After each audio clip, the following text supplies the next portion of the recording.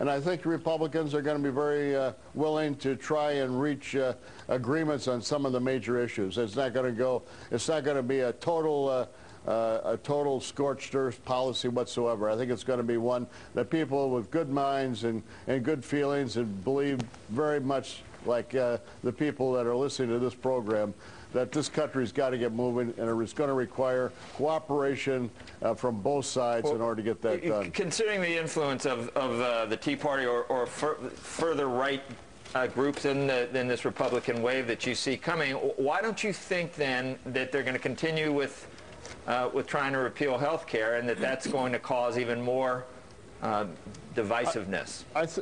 I think because when it's all said and done, you're not going to be able to repeal health care because President Obama is not going to sign it, and they don't have enough votes to override a veto.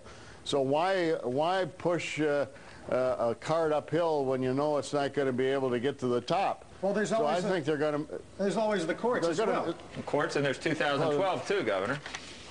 Well, there's no question that health care is going to be an issue in 2012, but right now we have 2011, and we got the congressional session in 2012, and I don't think health care, the repeal of health care, is going to be front and center. I think it's going to be spending and taxes are going to be the major issues that are going to decide how far we go in the next session of Congress. Hey, Tommy, this is Jim Gilmore. I think you're right that there's going to be a spirit of trying to work together to try to get things done after the election is over with, and I'm optimistic that's the case.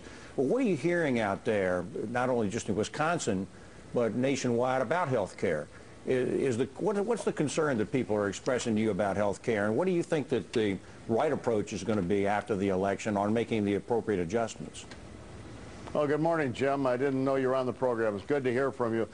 There's no question people are very frustrated with health care, but I think the problem is health care is still being written. There's so much that the Secretary of Health and Human Services, Catherine Sebelius, has still got to put together on the rules that most people are just still bewildered by the magnitude of health care and how it's going to play out. And so I think it's going to be difficult really to point at any particular thing except the $600, some of the questionable things, cutbacks on Medicare Advantage that people are going to be addressing. But the overall health care is going to really have to take a wait-and-see attitude before all the rules are done and drafted, and that's going to take a lot of months of drafting and hearings and so on. So more of the health care process is going to be taking place in the administrative side of government rather than in the legislative wing. You think it's having an effect on the election? Sure it is. There's no question about it, but I'm telling you, it's not the #1 issue. Taxes and spending here in Wisconsin is the #1 issue, and I believe it is when I spoke in Ohio and in California. It still was taxes and spending.